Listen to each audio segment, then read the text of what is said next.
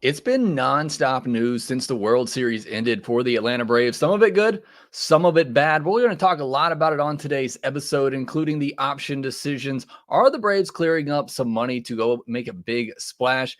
And it wouldn't be 2024 without another major injury. We have one with Joe Jimenez, who could miss all of next season. We'll discuss all of that. And also a Miners Monday update talking about Drake Baldwin, who could be playing sooner rather than later with Travis d'Arnaud's option not getting picked up. We'll discuss all that on today's episode of Locked On Braves. So let's get into it.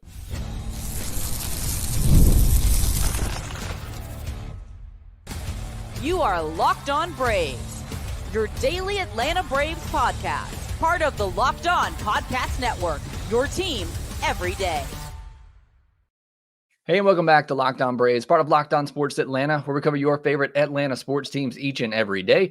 I'm your host, Jake Mastriani. You can follow me on social media at Shortstop of All. Check out the podcast there at LockedOn_Braves. Subscribe on YouTube if you're new. Hit that thumbs up button. Leave me a comment down below, as it does help the show out a ton whenever you do those things. If you're listening on the audio version, you can help me out by leaving me a 5-star review on Apple, Spotify, or wherever you get your podcast. We have a lot to talk about on today's episode. It has been literally nonstop news for the Atlanta Braves since the World Series ended. And we got a lot to get into today. Looking at those club options, the Braves reworking some contracts. Are they building up for a big move? Is Max Fried a possibility still? Travis d'Arnaud doesn't have his option picked up. And another injury with Joe Jimenez, possibly out for all of next year.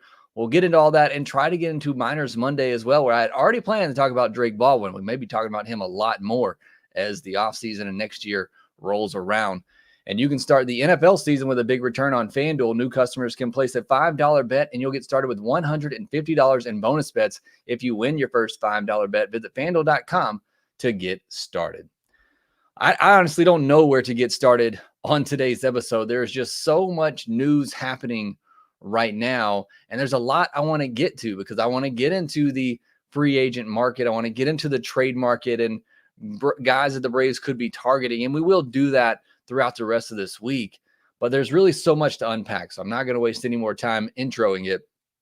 Let's start in chronological order and go with the reworking of the contracts for both Aaron Bummer and Reynaldo Lopez. Reynaldo Lopez, the Braves are extending him an extra year, signing him to a new three-year deal worth $30 million. He'll make $8 million in 2025, $14 million next in 2026, and then $8 million in the final year of that deal. He did have a team option for 2027. This just makes that guaranteed and moves the money around a little bit. He was set to make $11 million in 2025, but instead he'll now make $8 million. So once again, we see the Braves kind of clearing up some room for 2025.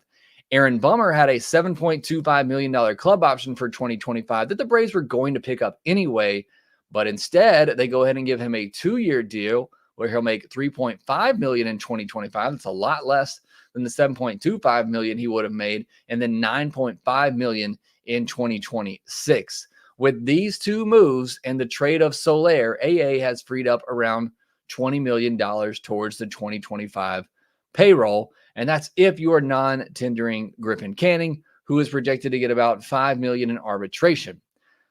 But that's not it. The Braves did pick up the option on Marcell Ozuna on Monday, $16 million team option for 2025. That was a no-brainer. We all knew that was going to happen. They declined the option on Luke Jackson, and I think that was a no-brainer. We all knew that was going to happen.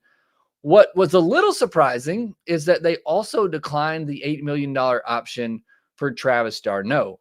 And we all just assumed after, another good season, it was a slow finish once again for Travis d'Arnaud. But overall, he's a solid season for the Atlanta Braves, and certainly somebody that's very important to this team. I think a lot of us thought they'd pick that option up, but they don't. And so that's potentially another $8 million that the Braves are saving that we thought was going to be allocated towards the payroll that is no longer there. Now, it would not surprise me at all. I think two things are possible here. One is that maybe Travis d'Arnaud just wants to hang it up and retire, and certainly possible. Two, the Braves are going to sign him back at just a lower cost, which I think is very likely. I posted it when I saw the tweet come out that they weren't picking up Travis d'Arnaud's option. I said, where's the follow-up tweet to say that he's going to played for $4 million in 2025 with a $4 million team option and $1 million buyout in 2026. Because I feel like that's just going to happen at some point. Maybe not, and maybe the Braves do just want to save that $8 million, and maybe they feel comfortable giving Drake Baldwin a shot as the backup catcher and part-time DH. We'll see, and we'll talk about more about that in the second segment when we discuss Drake Baldwin. But that one, I think, caught a lot of people by surprise with Travis d'Arnaud not having his option picked up. And like I said, I think one of two things are going to happen there. Either he's going to retire and the Braves will keep him around in some capacity, or he'll be back as an Atlanta Brave. I can't imagine if d'Arnaud wants to play that the Braves wouldn't give him the opportunity to play. The Braves love Travis d'Arnaud the same way they can't quit Charlie Morton, the way they can't quit Adam Duvall. They love those guys, and they want them on this team if at all possible. So again, unless Travis d'Arnaud is just thinking about hanging it up, or the Braves have already, said if we can, we'll see how the offseason plays out, and then maybe we'll bring you back at a lesser cost, which again, I think is very likely. I can't imagine Travis d'Arnaud is going to go play for another team, is basically what I'm trying to say. I think he's either retired or he's a Brave. And even if he is retired, I think he's a Brave in some capacity. Now, Max Fried qualifying offer, the Braves do hand that out. It's likely will be declined if it hasn't been already. If you don't know the qualifying offer, what it is, it's a 1-year deal. And this year it's marked at $21.05 million. It's actually gone up quite a bit over the years, now up over $21 million. He's going to decline it because he's going to get more than that. And what that means is the Braves will get a draft pick after the 4th round. Because the Braves are paying in the tax, they don't get a high draft pick for this, but they do get a pick after the 4th round. It'll probably be somewhere in the 130s with a little over $500,000 allocated to that. So what it really does, it might not be so much about the pick, but you get an extra $500K to spend in your bonus pool. So again, even if Max Fried does sign somewhere else, then the Braves are going to get something for it. And so that's, obviously the fallback here. But I think a lot of you, like me, are hoping that the Braves somehow still get Max Fried back. And could that be what the Braves are building up to, with saving all this money, with trading Soler and freeing up $13 million, not picking up Travis d'Arnaud's option, reworking the contracts of both Reynaldo, Lopez, and Aaron Bummer? Could the Braves be building up for a big deal? I still think these moves are just for flexibility to make a couple of big moves. I still think that's what's going to happen. And I've talked a lot in the past about, could this be a year where the Braves look to get under the luxury tax threshold?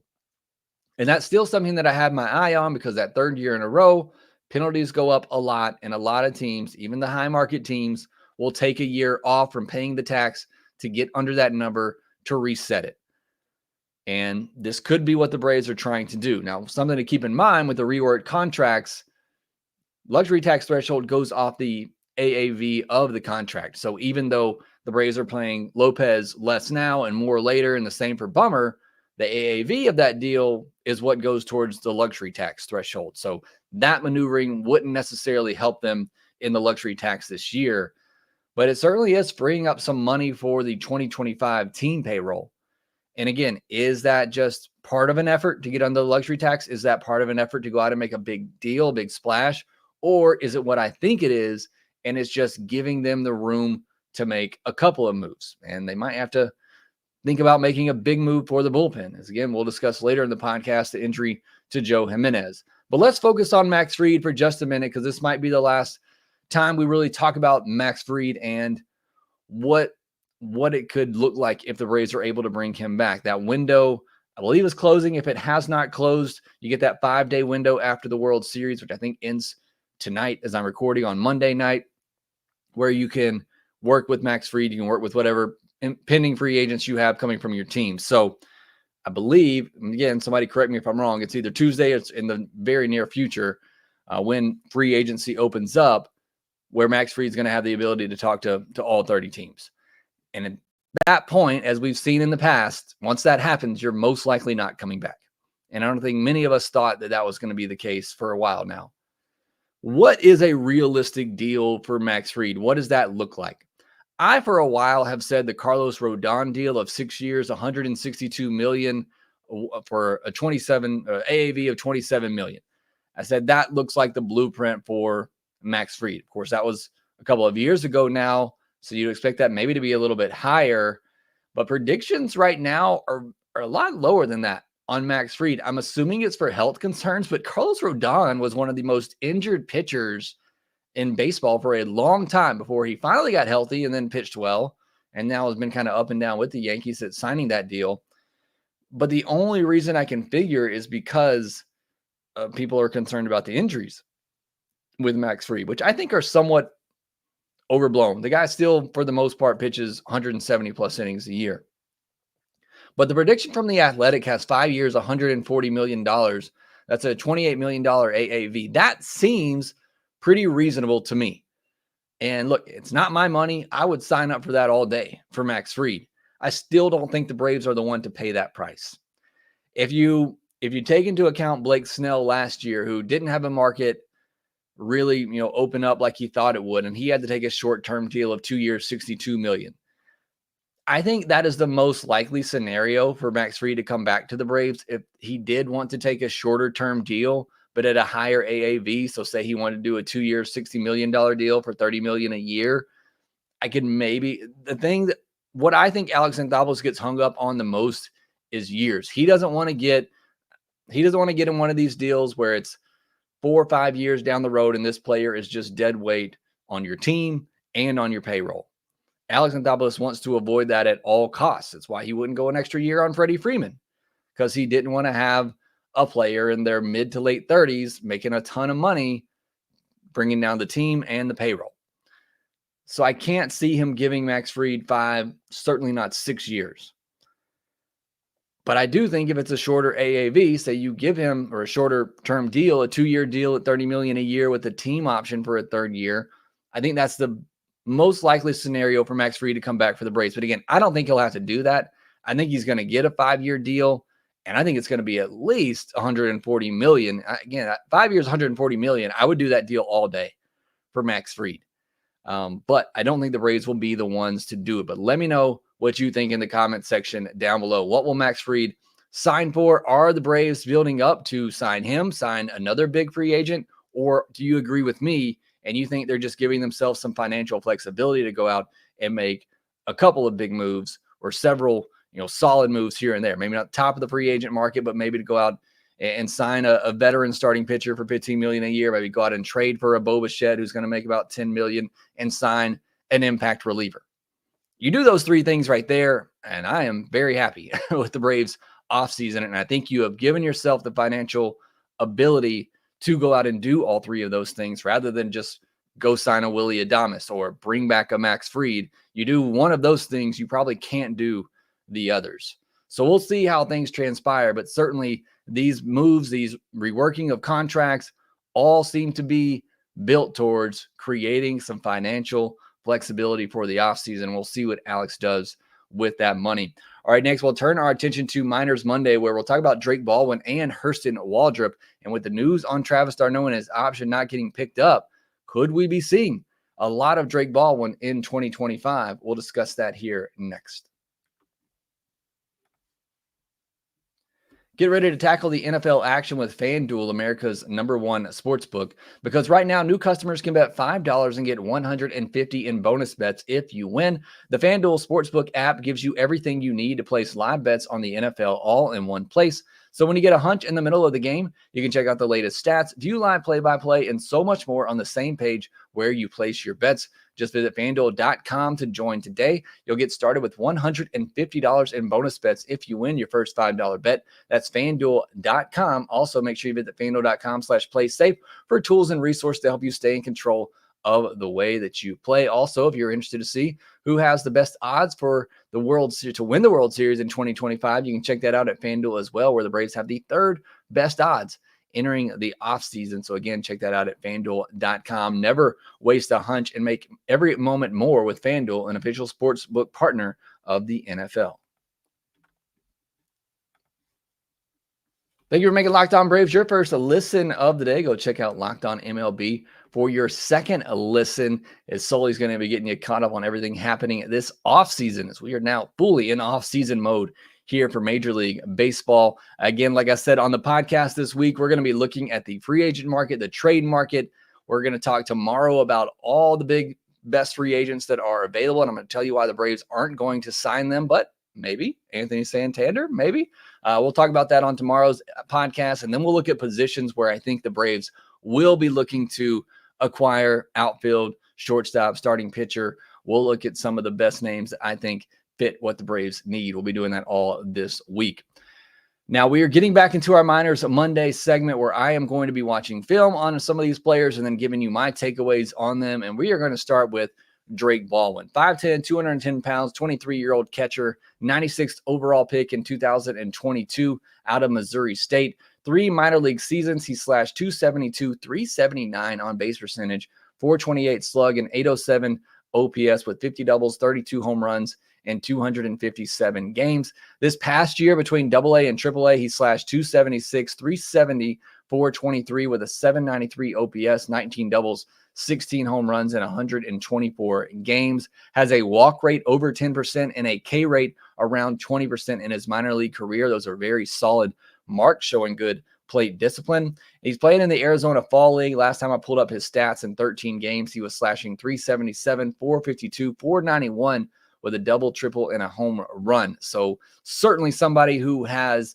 proven themselves offensively everywhere he's played at the minor league level. He and Nacho both, I don't want to say get off to slow starts. There just wasn't a lot of power at AA. And I tell you all the time on here, take Southern League numbers with a grain of salt. I live here in Birmingham. I go to watch the Barons play a lot. Offense, for whatever reason, in the Southern League is just very compressed. But once both of them got up to AAA, got to Gwinnett, you saw their power potential take off. Certainly for Drake Baldwin that has that big power. I pulled this up from Carlos Collazo of Baseball America. They just put out their top 10 prospects for the Braves and some of the best tools in the system as well. You want to go check that out. But on Drake Baldwin's defense, Carlos says, Baldwin sounds super solid all around as a defender. Maybe not a Gold Glover, but someone I wouldn't expect to worry about a ton at the position. I guess maybe the caught stealing rate could come down since his arm strength isn't great, but so far his actions and exchange have made up for that. He got great feedback on his ability to work with the pitching staff, which is a component for catchers that's tough to quantify, but extremely important. So this has been the one thing for me on Drake Baldwin that, again, I just can't see because I don't have the opportunity to watch every AAA game that he catches. I have gone back and watched some, obviously, but you really have to watch, a lot of games in my mind to tell if anybody's good defensively and how they work with a pitcher. So it's great to hear somebody who, does watch a lot of these games and talks to a lot of the scouts that watch a lot of these games to say that it sounds to me like he's saying Baldwin is serviceable to good behind the plate, not great, is what I hear. And if that's the case and the offense is there, then you're looking at I think a starting catcher in the big leagues. So again, I think that's a very good report. They had him ranked 1 in the Braves system. Tells you what kind of year that Drake Baldwin has had. And again, with Travis d'Arnaud's option not getting picked up, we may see him this year. We may see him in a Braves uniform sooner rather than later. I think, again, if Travis d'Arnaud isn't brought back, which I still think he will be, but I think either way, Drake Baldwin's going to get a chance at some point next season. If the Braves don't trade him, they have a history of trading catching prospects, but I get the sense right now that Baldwin's going to be around. Like I said, especially with them not picking up Travis d'Arnaud, you save that $8 million, you pay Balwin, who's going to make next to nothing for a while. And if he's as good behind the plate as Collazo is saying that the scouts are saying, and we know what he can do at the plate, then I think we could see Drake Baldwin get an opportunity this upcoming season. Now, my takeaway on Drake Baldwin, I think he's going to be a solid big league hitter. I don't think he's all-star level, but maybe somebody that hits 250, 260 with a 330 on base. I think he has a good eye for the plate, so I think he's going to get on. And around 20 home runs as a full-time catcher. I think that's 90th percentile for Drake Baldwin. Somebody 260, 330, 20 home runs as a full-time catcher. I think that's 90th percentile. Maybe if he gets some at-bats as a DH, it's more like 20 to 25 home runs. But again, as a full-time catcher, getting 120 starts, I would say a 260 average, 330 on base, around 18 to 20 home runs is what I would project for Drake Baldwin in his good years. My main concern remains the same concern that I had for him last time I talked about Drake Baldwin. And it's while his stance gives him plenty of coverage, plenty of plate coverage, which allows him to stay on pitches away. It allows him to have good at-bats and stay on pitches longer. It does open him up to be vulnerable on the inside. And even in some of the games that I watched, I saw him get beat with inside fastballs. And he did a good job of fouling some of those off. In fact, one at bat, he got beat inside twice. He missed one. He fouled one off with 2 strikes, and then he got a mistake over the middle and ripped it for a hit. But I also saw him face Jacob Misiorowski, one of the top pitching prospects for the Brewers, and he froze him with 99 inside. He had no answer for it because, again, that stance, he's kind of turns his back and leans over the plate. And if somebody can locate inside, especially with that velocity, I think that's going to be a big hole in his game. So that's the same concern that I've had for Baldwin since I first laid eyes on him. It's still a concern for me. It hasn't seemed to bother him to this point because he's still been able to hit. But I do think that is a hole in his swing that good pitchers who can pitch inside with velocity, I think are going to be able to take advantage of with Drake Baldwin. But like I said, he has good plate coverage. He has good plate discipline. If you miss out over the plate, he is going to make you pay. He can drive it to all fields. I posted a back-to-back swings from him and Nacho where both of them saw fastballs away and just drove it to the other side of the park. Drake Baldwin's went out, a ball that I didn't think had any chance of getting out, and it just kept going. So the power is real for Baldwin. Again, I think he's going to be a good hitter, but that stance does concern me a little bit with good pitchers who can pitch inside with velocity that they could tie him up inside. And that's going to be the case for a lot of hitters. But again, it's just that's always been my worry for me with Drake Baldwin and his swing. Now, quickly, Hurston Waldrop, 24th overall pick in 2023, 27 minor league starts. He had a 3.01 ERA. We talk about Hurston Waldrop and how I feel like a lot of people are down on him. And you look at it, it's a 3.01 ERA in 27 minor league starts, 138 strikeouts and 122 and 2/3 innings with a K per 9 of 10.1. I mean, just look at those numbers right there, and you'd say that's a pretty good prospect who's on his way to becoming a big league pitcher. The bad is that he has a walk per 9 of 4.5. And you look at his 2024 numbers, 19 games started, a 3.47 ERA, 93 1/3 innings, 97 strikeouts, 93 hits allowed, not great, 45 walks, a 1.479 whip. That's a 4.3 walk per 9 and a 9.4 K per 9. So not great overall, certainly not what you were hoping to see. My takeaways for Hurston Waldrop is the same. Again, kind of like with Baldwin, it's the same thing as last time I reviewed him. He wasn't really able to gain control of his pitches. In fact, maybe got even a little bit worse and can't find that consistent control. I don't know that he's ever going to be a command pitcher, but just some consistent control inside the zone. That splitter is elite. Even in the few big league starts, you could see the swing and miss potential that he has with that pitch. My issue remains, can he throw the splitter for a strike? Too many times he's spiking that pitch in the dirt. He's not able to get ahead, and hitters are just spitting on it, especially at the higher levels. There was an inning in one of the games that I watched where he threw nothing but splitters to the first 2 hitters. It was like 6 or 7 splitters in a row, and they were all up in the zone. He got a pop-up, and he got a strikeout. I think he has to do more of that. I think he has to be able to show that he can throw that splitter in the zone. And then the other part of this is the fastball. And the starts that I watched, it was 94, 95. That's not the guy that I saw in college that was 96, 97, 98. And he can get up to that at times, but certainly not consistently. And the fastball shape is just not good enough to get by on that lower velocity if you cannot locate. And if you are not able to throw that splitter for strikes, and batters can just spit on that and wait on that fastball. So he's got to be able to locate the fastball well enough and throw it with enough velocity to keep hitters honest, and then be able to throw that splitter. I actually really like the slider. He threw some really good sliders in the games that I watched. So that's 3 pitches right there. Again, the splitter is plus, but he's got to be able to control it better. And I think the slider is plus. The fastball is not. And he's got to work. Everything has to work off of that. So those are still my keys for Waldrop. Finding command of his pitches, being able to throw that splitter for a strike when he needs to, and then being able to locate that fastball and having hitters respect that so that he can work his secondary pitches off of that. I'd love to see him get a full year of development at AAA. He was rushed too fast, just like AJ Smith-Shawver, and then maybe ease him into the bullpen at the end of the year. Look, that worked for Max Fried. It worked for Spencer Strider. I think it can work for Hurston Waldrop. Here's another quote from Carlos Collazo he was asked if he thinks Waldrop is a reliever, and Collazo says, I think so. Most of the scouts I've talked to seem to think so as well. He hasn't made significant strides in his command or strike throwing in general, and the Braves have been prioritizing walk rate for the starters they're giving innings to in the majors. They were a top 10 club in 2024 with a 7.5% walk rate as a staff. His best pitch is a pitch that generally is tough to command, talking about that splitter. And he also has a fastball that's generally too hittable when it's in the zone. If he's not able to establish the zone with confidence and consistency to get ahead in counts, it's a lot easier for hitters to just let the splitter fall out of the zone. He had a 61% strike rate this year and an 11% walk rate. Those numbers have to improve. So kind of backing up a lot of things that I've said, he's got to be able to consistently get ahead in counts to be able to throw those secondary pitches, or else hitters just aren't going to respect it, and they're going to spit on that splitter.